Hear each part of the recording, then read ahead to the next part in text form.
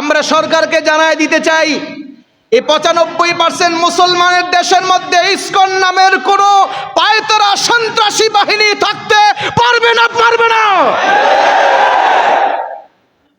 মুহতারাম হাজিরিন, একটা কথা খেয়াল রাখা চাই, আমরা গত বছরে দেখেছি যে ইসকন সন্ত্রাসী বাহিনীর অবস্থা, ঠিক না বেঠিক? ইসকন এই সন্ত্রাসী বাহিনী আমাদের চট্টগ্রামের, পার্বত্য চট্টগ্রামের মসজিদ ভেঙ্গে আগুন লাগিয়ে দিয়েছে, গত বছরের ইতিহাস। কথা ঠিক না বেঠিক? আমাদের চট্টগ্রামের এক উকিল ভাইকে চত্বরের মোড়ে তারা শহীদ করেছিল, আপনারা ভুলে গেছেন?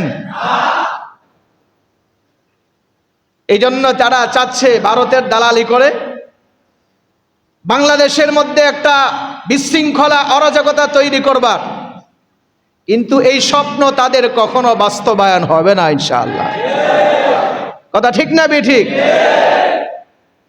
বাংলাদেশের সরকারকে বলছি, ইসকন নামের এই সন্ত্রাসী বাহিনীকে নিষিদ্ধ ঘোষণা করতে হবে।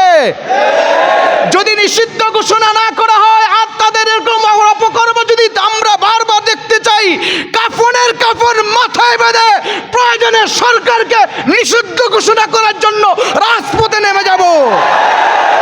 কথা ঠিক না বেঠিক? আমরা পিছনে স্পষ্ট ভাষায় কথা বলেছি, আজ পর্যন্ত বলছি, আর সামনে ছাড় দেওয়া হবে না ইনশাআল্লাহ।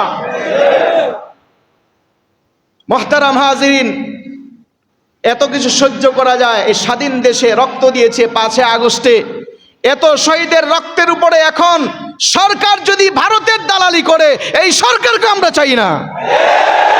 কথা ঠিক না বেঠিক?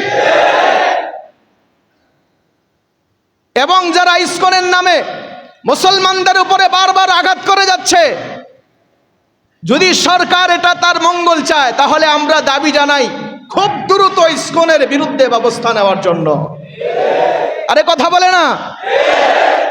এটা আমরা সহ্য করতে পারবো না। ভারতের এই সংগঠন মুসলমানের উপর কেন চড়াও হবে? মসজিদের মধ্যে ইসকনের বিরুদ্ধে কথা বলবো তো তোমরা যে আকাম করো, এটা আমরা বলবো না?